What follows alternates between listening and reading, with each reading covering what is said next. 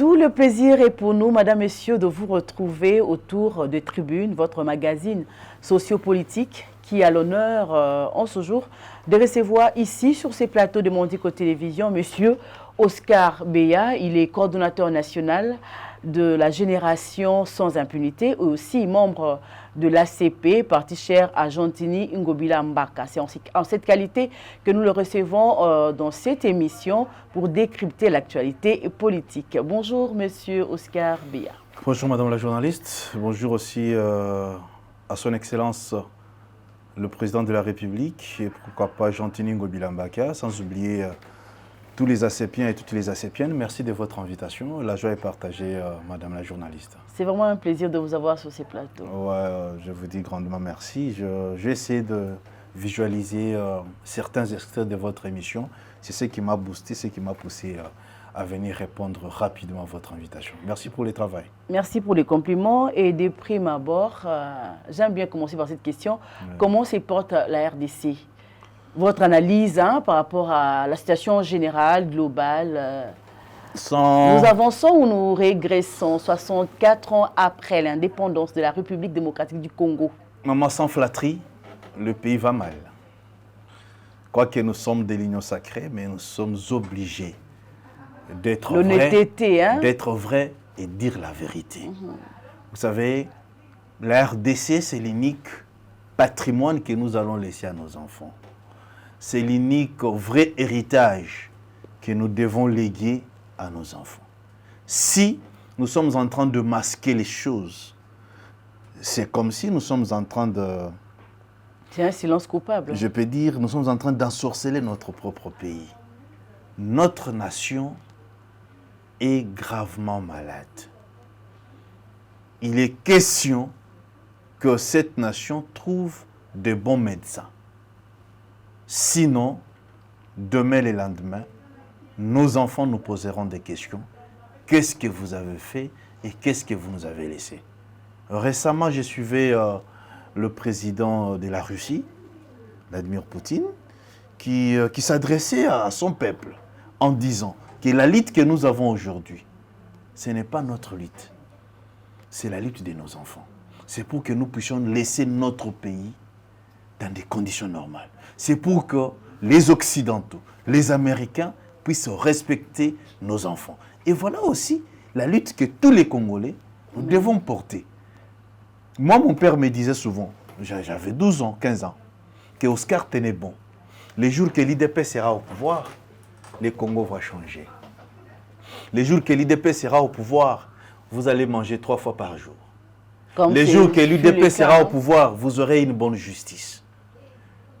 Et, paix à son âme, si mon père était vivant, j'allais dire à mon père, papa, tu m'es trompé.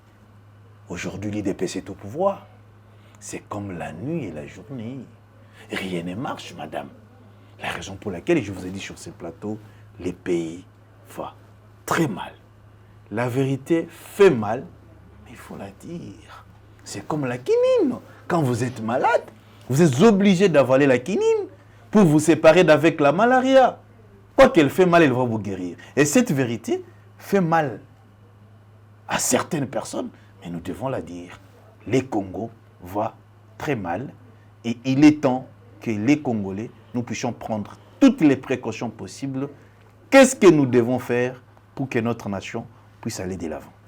Très bien, Monsieur Oscar Beya, j'ai aimé votre franchise, parce que là, il faut qu'on l'avoue, ce n'est pas donné à tout le politique de dire la vérité, dire blanc, quand les choses démontrent que la couleur est blanche. Non, non, madame, vous savez, moi, souvent, je l'ai dit. Parce qu'on se dit que la politique est l'art du mensonge. Non, non, notre politique, nous sommes des jeunes. Cet art de mensonge doit rester avec le vieux politicien, les caïmans politiciens. Nous sommes des jeunes. Nous devons changer les choses. Nous devons révolutionner les choses. Nous devons donner l'autre tonus sur la scène politique congolaise. Mais si nous continuons avec des mensonges, depuis qu'on a commencé à nous tromper, voilà là où il y a notre pays. Maman, récemment, mon épouse était à Dubaï. Elle s'est informée. On l'a dit que ce pays a subi cette transformation dans 20 ans. Et quand je regarde les images, je me dis, mais Kabila a fait 18 ans au pouvoir. Mobutu 32. Mobutu 32 ans au pouvoir. Mouzé 4 ans. Félix aujourd'hui 6 ans au pouvoir. Année. Quand vous faites l'addition de toutes ces années, c'est quelque chose de 50 ans, bien 45 ans. Mais qu'est-ce que nous avons? Est-ce que faudra-t-il continuer avec la politique des mensonges? Nous disons non. On doit faire les histoires autrement. Cette nation, c'est la nôtre. C'est Dieu qui nous a donné la RDC. Tous ces gens mettaient pour tous en boca. C'est la volonté de Dieu. Qu'est-ce qui nous manque pour booster le développement de notre nation? C'est à ce niveau-là que nous devons réfléchir. Maman. Voilà, vous avez donné les diagnostics. Voilà. J'aimerais aussi que vous puissiez donner des solutions palpables à certains problèmes, à certaines maladies dont souffre la République démocratique du Congo. Il y a un problème. Parce que déjà, vous êtes plutôt le coordonnateur national de la génération sans impunité. Déjà, dans le secteur de la justice, il y a à boire et à manger. Maman, ce qui tue cette nation, je dois être franc, ce qui tue cette nation, c'est l'impunité. Les jours qu'on mettra fin à l'impunité dans notre pays, ça sera les jours où le développement commencera. Je vais aller sur des calculs simples. Quoique c'est votre émission, je vous en prie, je ne saurais pas vous poser des questions. Je vous en prie. Nous sommes avec vous dans cette capitale, dans cette nation. Est-ce que vous connaissez un projet lancé par un gouvernement ou bien par un régime, un projet qui a réussi? J'ai dit non. Depuis l'époque de Kabila, surtout sur Télé 50, les méga projets, 5 chantiers. La révolution de la modernité. La révolution de la modernité, 5 chantiers et autres. Si seulement si que ces projets ont été respectés, ça devrait contribuer au développement de la nation. Mais l'argent de l'État a été décaissé pour la faisabilité de ces projets-là. Mais rien n'a été fait. Et personne n'a été interpellé, ni dans les projets 5 chantiers, ni dans les projets révolution de la modernité. Kabila passe. Ce qu'il avait trouvé bon de construire, c'était Kingakati. Il construit Kingakati. Kabila a construit, s'il faudra revenir. Kabila a construit le musée national. Hein? Kabila a agrandi la voirie à Kinshasa. Aujourd'hui, nous avons Tchangou avec autant de bandes. C'est quand même quelque chose. Madame, tu sais que ça me fait mal. Parce qu'apparemment, vous êtes en train de confondre la RDC et la capitale. Il faudra avoir un départ. Cette capitale... Il faudra un départ pour lancer ce développement dont il est question aujourd'hui. Moi, j'étais dans les Congos profonds, précisément au Kasaï. J'étais à Kananga, j'étais à Kolwezi, j'étais au Congo central. J'essaie quand même de sillonner les Congos profonds. Madame, c'est comme les jours et la nuit. J'ai dit c'est des grands villages, mais nous les appelons des provinces. Si Kabila avait agrandi certains acteurs publics, mais pour quel intérêt? Pour quel intérêt? Regardez ce qu'on nous a construit ici. Je viens avec le président Félix. Maman, je me pose la question, Nani Aloka Bissou? Même le président Félix a qui l'espoir de tous les Congolais reposer. On nous construit cette histoire ici des centres financiers. Parlons-en. Selon nos enquêtes... Aujourd'hui, plusieurs ministères au niveau de la génération sans impunité, nous avons mené des enquêtes pour connaître les montants qui ont été décaissés pour la construction des centres financiers. Ce n'est pas moins de 500 millions de dollars. Je parle bien de 500 millions de dollars.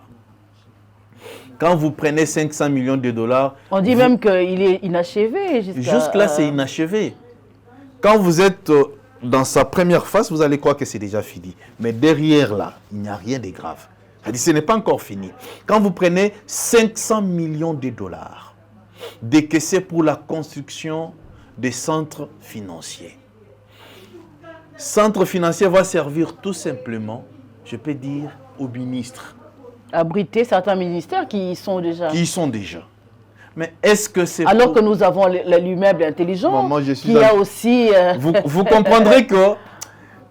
Nous tournons autour, nous sommes en train de faire un cercle vicieux. vicieux.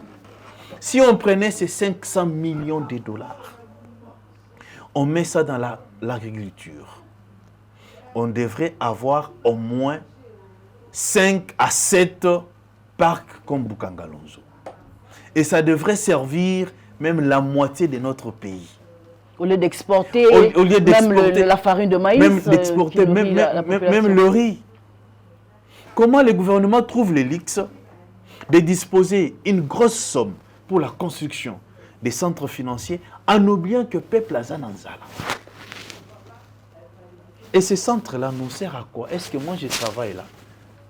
Si on avait décaissé cet argent. On a vu Vital Kamerhe à l'époque, ministre de l'économie nationale, aller faire un contrat pour la farine de maïs au Zambie. Vous voyez ce que ça donne? Alors qu'on a la possibilité, les terres arables, nous pouvons en produire nous-mêmes. Pas moins de 80 000 hectares de terres arabes. Mais tout ça, c'est négligé. On trouve bon. La génération, le Congolais, la jeunesse congolaise comprend au moins toutes ces choses, ou bien c'est tellement, on dit, ventre affamé n'a point d'oreille. Il est temps maintenant de réveiller cette jeunesse.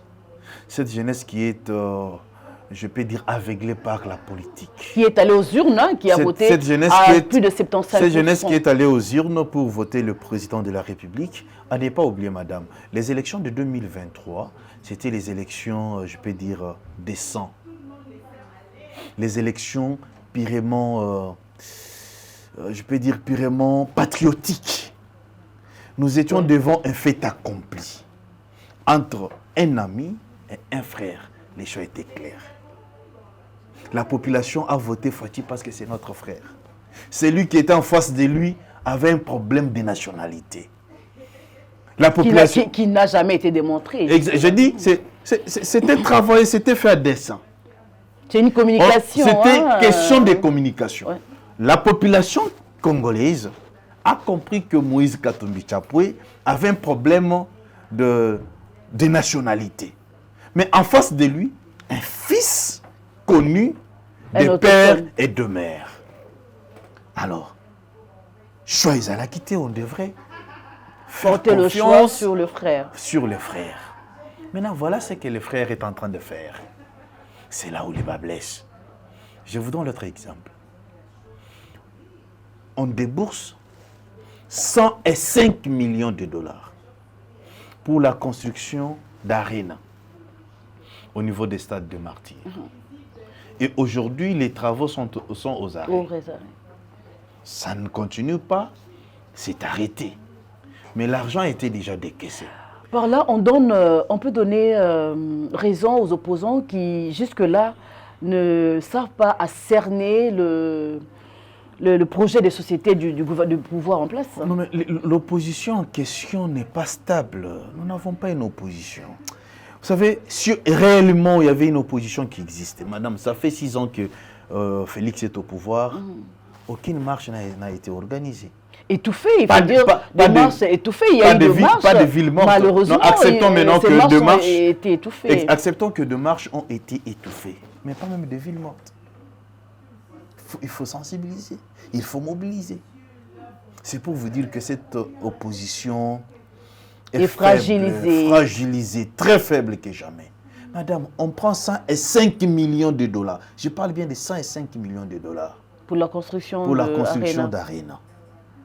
Mais aujourd'hui, c'est la rentrée scolaire. On n'a pas d'école. Et les enfants vont étudier où? Avec le programme phare de la gratuité, de on a déjà décrié qu'il n'y avait pas d'infrastructure scolaire de qualité pour recevoir tous ces enfants qui doivent aller à l'école. Au contraire, qu'est-ce qui devrait être fait? Selon nos calculs, on peut construire une école moderne avec 300 000 dollars. Si vous avez 300 000 dollars, vous pouvez construire une école moderne. Parce que l'État congolais ne veut pas acheter des terrains pour la construction. Les terrains de l'État, il y en a. Et quand vous prenez 100 millions de dollars, 100 millions de dollars, c'est-à-dire on peut nous construire pas moins de 50 écoles. Et quand vous prenez 50 écoles, vous divisez par 26 provinces. C'est présumé au que... moins 2 écoles, 200 écoles par province. Plus ou moins. Maman journaliste, si dans cette capitale, nous avons 200 écoles de l'État congolais, est-ce que vous croyez que le privé va enseigner? Non. C'est l'État maintenant qui va prendre les monopoles de l'éducation de nos enfants. Mais vous prenez 105 millions de dollars, vous déboursez pour la construction d'Arena, qui sera une salle de spectacle, peut-être pour 2 musiciens et autres.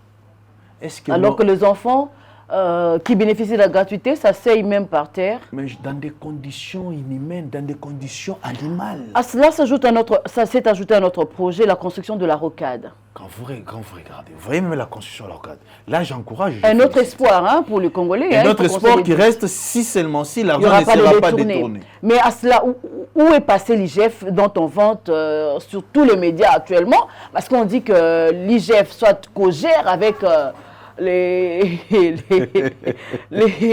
mandataires de l'État et on ne comprend pas. Ici, il y a le projet de la rocade qui va soulager tant soit peu la mobilité des Quinois. Là, nous sommes des Quinois et ça pourra s'élargir. Ne soit pas détourné encore. Mais c'est ça le problème.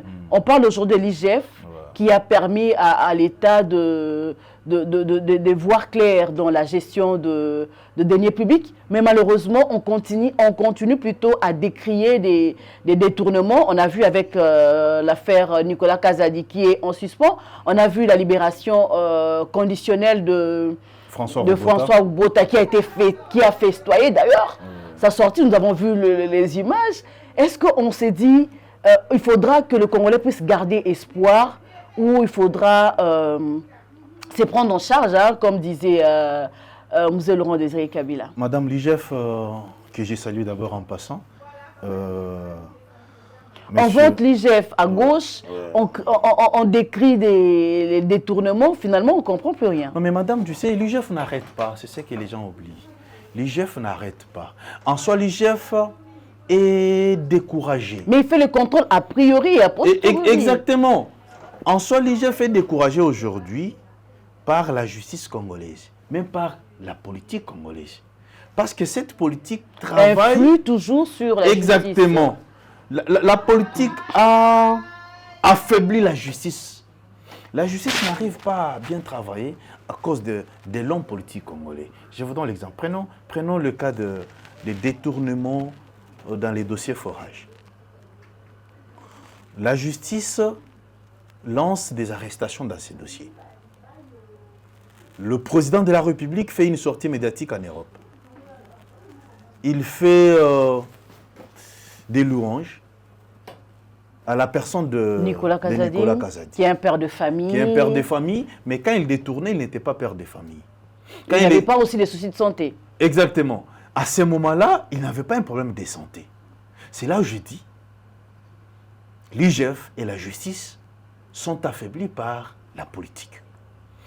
Lui, en tant que le président de la République, il ne devrait pas parler... S'ingérer, c'est-à-dire du fait seulement d'avoir loué M. Nicolas Kazadi devant vos confrères, ça affaiblit la justice, ça intimidait même le magistrat instructeur de ces dossiers-là. La raison pour laquelle, une semaine après la sortie médiatique du président de la République, M. Robota a bénéficié de la liberté provisoire. C'est à ce moment-là, même si Jules Alinguete travaillait comme un diable, mais aussi longtemps que la justice n'est pas indépendante, maman, le travail de l'IGF, ça sera un travail bâclé. Voilà. Ça sera un travail presque nul. Mais ce monsieur de Jules Alinguete reste un modèle pour la jeunesse congolaise. C'est quelqu'un... Je ne sais pas si la nation avait au moins des personnes comme Jules Alinguete, même 10 tout simplement. Cette nation devrait changer. Jules Alinguete, c'est quelqu'un qu'il faut encourager. C'est quelqu'un qu'il faut soutenir. C'est quelqu'un qu'il faut vraiment protéger. Parce qu'aujourd'hui, tous les voleurs, tous les détourneurs sont contre Jules Alinguete. Et nous, la jeunesse congolaise, Nous, les peuples congolais, nous devons soutenir cet homme. Parce que moi, je l'appelle souvent, il est le chat méchant de notre finance publique. Jules Alinguete, c'est un protecteur, c'est la sentinelle de notre argent. Sans Jules Alinguete, je vous dis... L'impunité les niveaux de détournement allaient dépasser. Mais la présence de cet homme fait que le voleur puisse voler avec réserve. Malheureusement, la justice ne satisfait pas non plus le travail. Non mais maman, c'est ce que je venais de dire. C'est que je venais de dire. La justice là, dans des pays sérieux, la politique ne se mixe pas dans la justice. Mais nous sommes dans un état où, quand un magistrat décide, il y a des coups de fil, la pression, les trafics d'influence, le magistrat se retrouve dans l'impossibilité de maintenir sa décision. Et il cède aux caprices de la justice. Et c'est ce qui tue la nation. Parce que sans une justice forte, même l'état des droits ne va pas exister. Voilà. Très bien. Aujourd'hui, à presque 100 jours, depuis le gouvernement, Julie Souminois est déjà en action. Ouais. On peut dire, c'est quelle impulsion, quels sont les effets déjà qui se sont fait ressentir au niveau de la population, au-delà de ces tableaux sombres dont on vient de faire allusion tout à l'heure. Un gouvernement... Vous croyez aujourd'hui, avec l'impulsion de la chef du gouvernement, qu'il peut y avoir un changement? Un gouvernement inactif, un gouvernement, je dirais, c'est comme si il n'a jamais été investi, parce que les Congolais attendaient l'investiture du gouvernement souminois pour que les histoires puissent aller de l'avant, pour que les histoires puissent changer. Mais depuis que ce gouvernement a été investi, madame, il n'y a rien qui a bougé.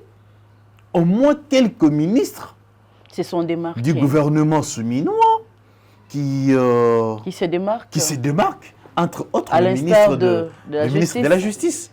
Notre jeune ministre... Apparemment, c'est les premiers des élèves de Souminois. Et quand vous vérifiez correctement, c'est le ministre qui a été plusieurs fois oublié sur la liste gouvernementale.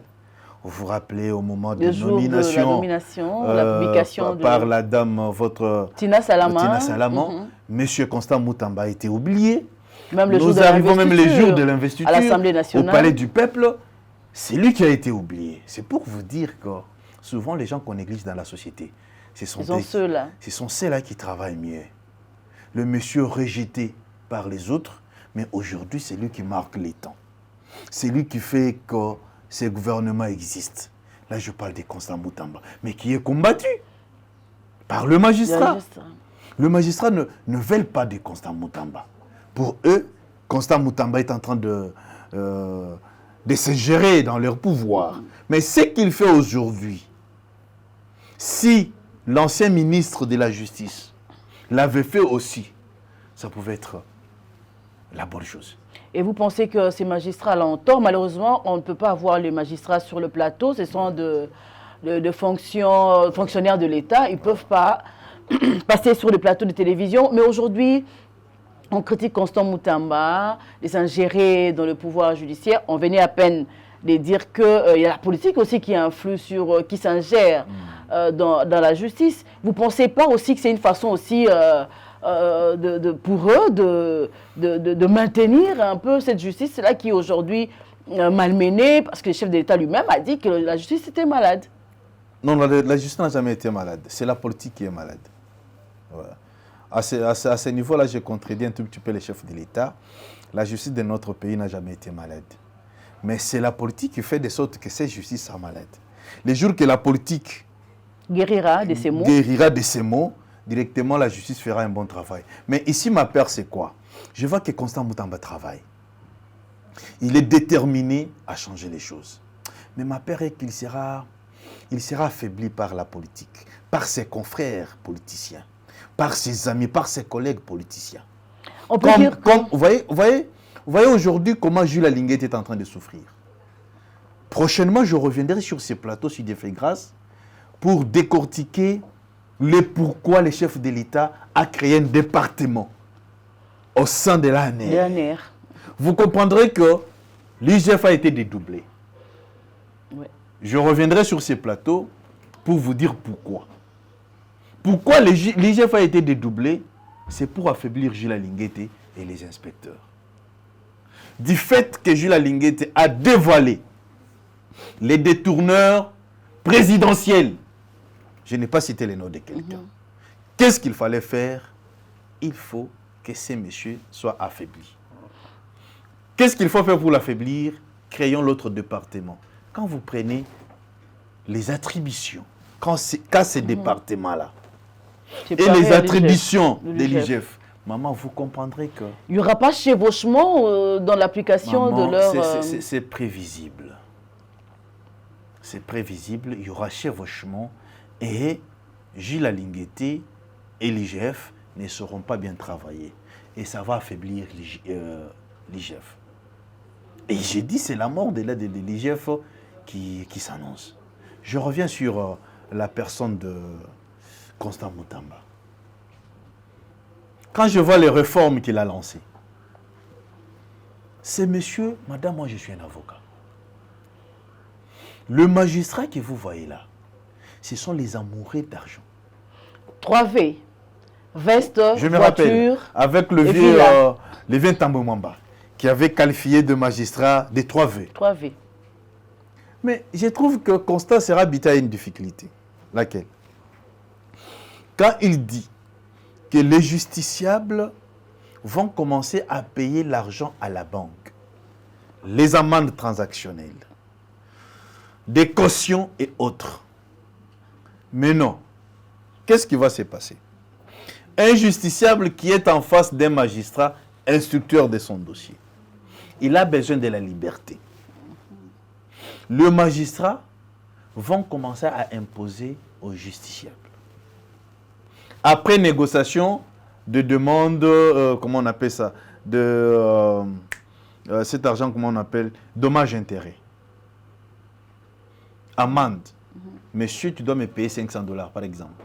Le magistrat peut dire au justiciable, va déposer $200 à la banque et $300 tu m'amènes à Boko Bank. Comment l'État congolais saura suivre ça? Ça sera difficile. C'est-à-dire, ici, notre frère, notre Excellence Constant Mutamba, doit prendre toutes les dispositions possibles parce que les magistrats sont capables de tout. Vous savez pourquoi il est avocat, il connaît tous ces rouages, mais ma crainte est celle-ci. Oui. Plusieurs réformes. C'est vrai, tout le monde est en train de louer toutes ces réformes, mais est-ce qu'il y aura un suivi? Parce qu'en RDC, les réformes, on les a toujours annoncées. Hein? Ce ne sont pas les réformes qui manquent ou leurs annonces, plutôt c'est le suivi qui manque quand il y a ces genres de réformes. Est-ce que tiendra-t-il vraiment à faire le suivi? Madame, nous devons accompagner cet homme. Ce qu'il fait aujourd'hui, c'est pour l'intérêt de toute la nation. Et ça va rester dans notre palmarès. Et ça va donner l'autre tonus à la justice congolaise. Tout Congolais possible doit accompagner M. Constant Mutamba. Parce que lui, je ne sais pas s'il sera arrêté demain. Mais ce qu'il fait, c'est pour notre intérêt. Vous savez qu'il y a les magistrats qui chassent même les avocats dans leur cabinet. Mais ils oublient qu'il y a des avocats très intelligents plus que les magistrats. Et nous tous, nous sommes des licenciés. Parce que en droit, le règle est que tu sois licencié pour être avocat ou bien pour être magistrat. Et la plupart même des jeunes qui finissent en droit ne veulent pas être des avocats. Pourquoi? Parce qu'ils savent qu'un avocat est ami de la lecture. Mais le magistrat, ce n'est pas le cas. Le magistrat peut se rendre dans son bureau, il ouvre tout simplement le droit pénal général et il trouve ce qu'il est en train de chercher. Mais pour un avocat, ce n'est pas facile. Il doit avoir des arguments debout pour défendre son client. Il faut pénétrer les dossiers. Il faut avoir vraiment un langage facile pour convaincre le juge. Mais ce n'est pas facile. Mais tu trouveras que les magistrats sont plus inondés d'orgueil. C'est pourquoi nous, les avocats, nous accompagnons M. Constant Mutamba dans tout ce qu'il est en train de faire. c'est monsieur, c'est un dieu aujourd'hui. Je comprends que face aux magistrats, les avocats sont derrière le ministre Constant Moutamba. Nous sommes obligés d'être derrière le ministre, l'excellence Constant Moutamba. Parce qu'il connaît la souffrance d'abord des avocats. Parfois, le magistrat nous considère comme petit Nabango Bitinda. Tu viens au bureau, dans l'office d'un magistrat, il te pose la question, maître, tu veux que tout ça la droit, bien tout ça la cope. Quand tu dis on doit faire les droits, il vous complique la tâche. Et il risque même d'incarcérer votre client. Mais si vous dites, monsieur le procureur, nous allons faire les comptes. Un entendement à l'amiable. Un entendement à l'amiable. Maître, il vous a donné combien? Au moins j'ai 500. Non, maître, vous prenez 400 et vous prenez 100 $, vous me donnez moi 400. Mais alors qu'il a, il a un salaire à la fin du mois. Il a un salaire pas moins de 1000 $, madame. C'est un fonctionnaire de l'État. Et même au-delà de ça, madame, il y a le magistrat qui disent aux clients d'un avocat de mettre fin aux relations entre l'avocat et les clients. C'est-à-dire le magistrat veut négocier avec les clients directement avec les clients, avec à l'intermédiaire de l'avocat. Tout ça, c'est dans l'intention de bien sucer les justiciables, ce qui n'est pas normal. Monsieur Constant Moutamba, c'est quelqu'un qu'il faut féliciter.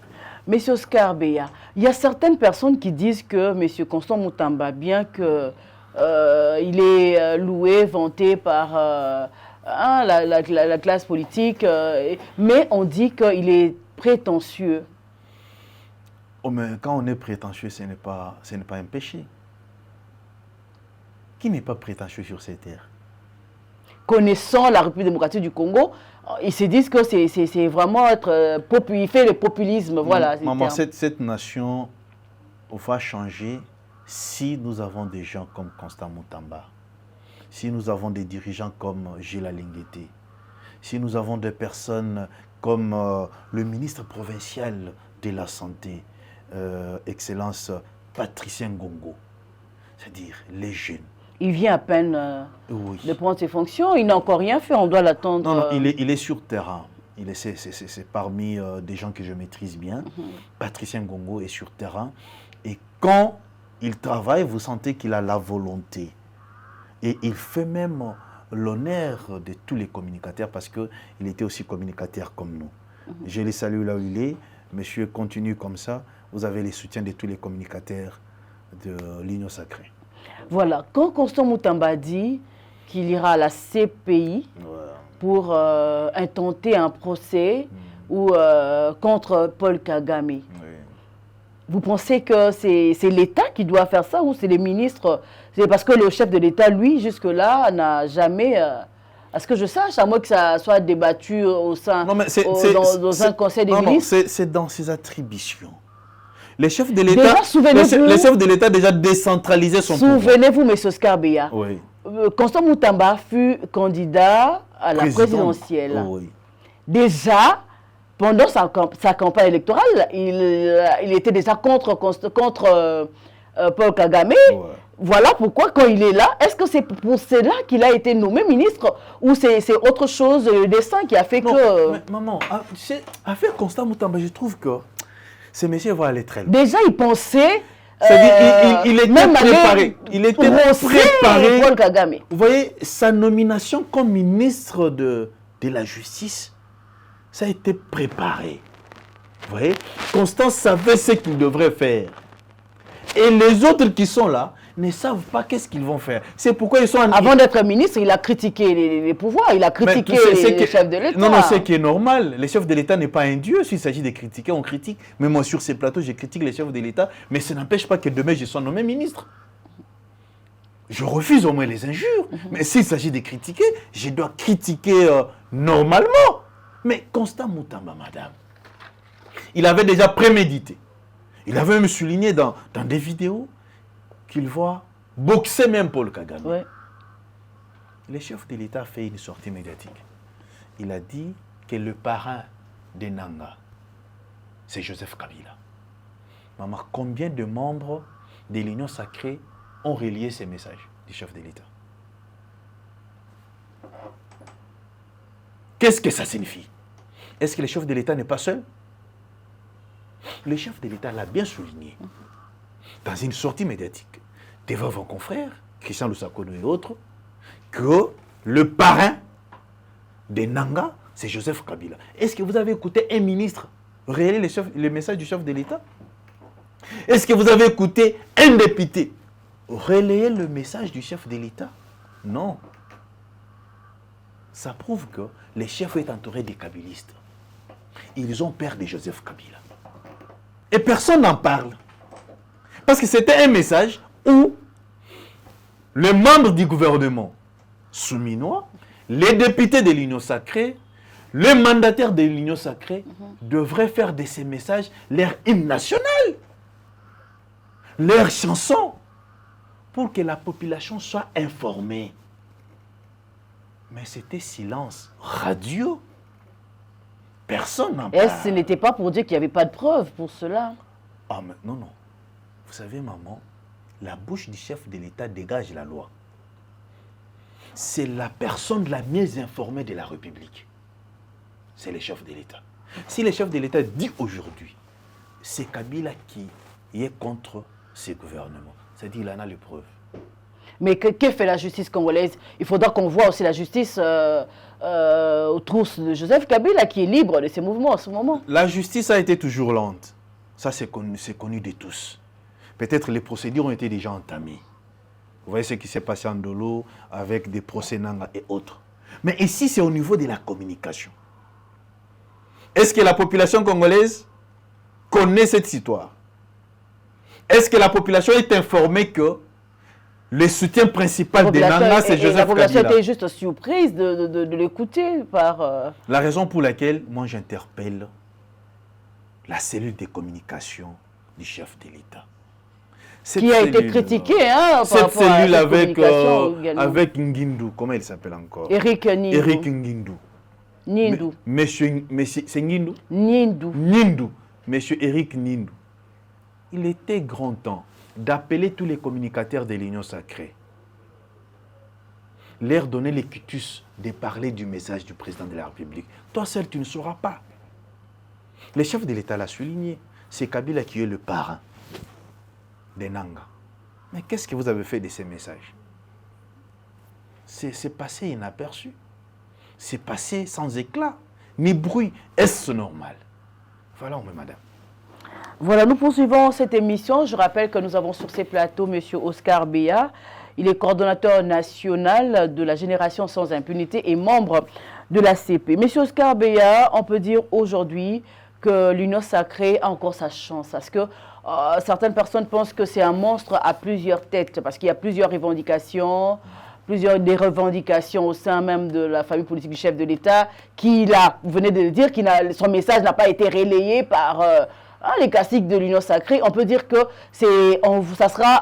cette plateforme n'aura pas sa chance, ça ne pourra pas résister dans les temps. Madame, tu sais, si l'Union sacrée était une femme, son époux allait souffrir. Dans le baron à Lingala, ceux qui l'Union sacrée, azalaki mwasi, mobali nae, alinga souffrir makasi. Et divorce, il fallait ezala loko la solution.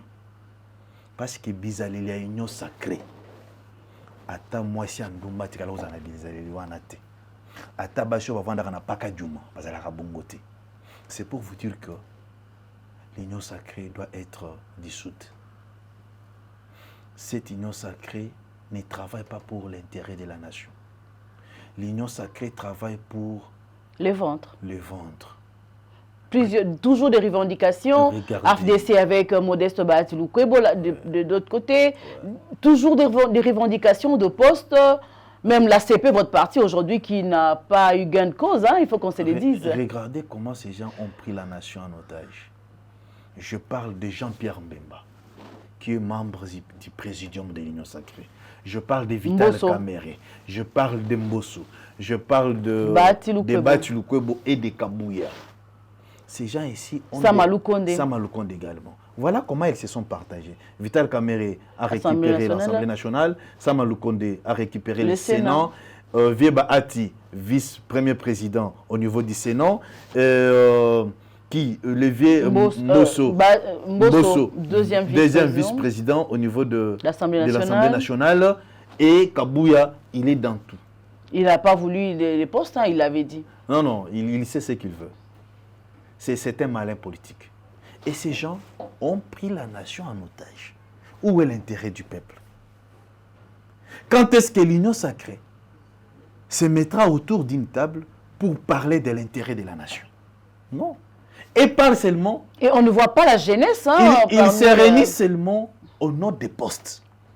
Quand il y a dossier des postes, l'Union sacrée se réunit. Mais quand il y a question de la guerre à l'Est... On a vu hein, pour l'Assemblée nationale ou pour le Sénat, il y a eu de blocage, blocage en blocage, de report en report. Pour qu'il y ait consensus, il fallait que certains postes soient cédés à toutes ces personnes dont on vient de citer. C'est pour vous dire que l'Union sacrée, c'est une mauvaise femme. Qui doit être dissoute. Qui doit être dissoute et les divorces de cette Union sacrée doivent être impérativement conjugués. Voilà, puisque nous tendons déjà vers la fin de notre magazine, parlons de l'ACP, parti cher à Gentini Ngobila, où vous êtes membre de l'ACP. On a comme l'impression que l'ACP est en voie de disparition. C'est un sujet qui me fait très mal. Le parti cher au sénateur Gentini Ngobila a subi une injustice démoniaque. Il y a deux personnes qui voulaient... du présidium de la part du présidium de l'Union sacrée, je dois être clair. L'ACP aujourd'hui traverse des moments très difficiles. Vous connaissez que nous avons pas moins de 10 députés nationaux. Mais je vous informe sur ces plateaux, madame. Aucun ministre au gouvernement. N'a aucun ministre au gouvernement. Pourquoi cette injustice? Au niveau provincial, au niveau de l'APK, l'ACP a 9 députés provinciaux. Aucun ministre. Et là, nous comprenons que même cette histoire de bourrer des urnes de Gentini Ngobila et de Charles Mboutamoutou, secrétaire général de l'ACP. C'était un coup monté, prémédité pour les écarter de la course. Théâtrale, montée pour discréditer la personne de Gentini Ngobila et Charles Mboutamoutou, dans l'intention d'immoler l'ACP, dans l'intention d'effacer Gentini Ngobila sur la scène politique. Faisait une montée en flèche, hein, à peine 2 ans depuis son existence. On a vu, il était vraiment en ébullition, le parti, mais à un certain moment, le parti a été fragilisé. Il faudra que l'Union sacrée nous étions parmi les premiers partis politiques qui ont bâti campagne comme des petits diables, afin que le chef de l'État soit voté massivement dans cette ville-province de Kinshasa. Et ça a été fait. Parce que vous connaissez que cette ville était la bastion de l'opposition. À ACP. Oui. Et Ngobila, avec son ACP, nous avons fait l'effort afin que le chef de l'État soit voté massivement. Et voilà, c'est que l'Union sacrée est en train de nous payer. Vous voyez, il y a eu un groupe de gens, je peux même les citer sur ces plateaux. Je parlerai de Kabouya, je parlerai de Peter Kazadi, Jekoko Moulumba et Godempoui. Ces 4 personnes qui sont liguées contre l'autorité morale de l'ACP et son autorité morale Gentini Ngobila. Et ils ont reçu leur coup. Mais qu'ils ne les oublient pas, nous sommes en politique. Aujourd'hui, c'est votre temps. Demain, on ne sait pas, ça sera les temps de qui. Mais l'ACP reste toujours dans l'Union sacrée. L'ACP continue toujours à soutenir les chefs de l'État et sa vision, parce que Gentini Ngobila reste l'homme fidèle à ses paroles et à ses promesses. Voilà, c'est par là que nous mettons un terme à ces magazines. C'était vraiment un plaisir de vous avoir et de discuter avec vous autour de l'actualité. Je crois que ça ne sera pas la dernière. Vous m'avez trouvé comment? Bon, les téléspectateurs vont devoir donner leur cotation, mais sinon c'était intéressant le débat. Et merci d'avoir répondu à cette invitation. C'est à moi de vous remercier, madame. Merci à tous les Congolais qui vont nous suivre. Et je dis aussi grandement merci à tous les membres de la génération sans impunité. La lutte contre l'impunité reste, je peux dire, la charge de tous les Congolais. Même si aujourd'hui tu as un travail, mais si l'impunité continue, ton salaire sera bouffé par une autre personne et tu ne le feras rien parce qu'il y a l'impunité. Continuons à lutter contre l'impunité et contre les détournements. Les anciens voleurs et les voleurs d'aujourd'hui vont fuir cette nation. Merci à tous. Nous sommes ensemble. Voilà, c'est par ici que nous bouclons ces magazines Tribune. Et je rappelle que nous avions sur ces plateaux M. Oscar Beya, coordonnateur national de la génération sans impunité et membre de l'ACP. Je vous retrouve très prochainement avec le même plaisir, toujours sur Mondico Télévision. Au revoir.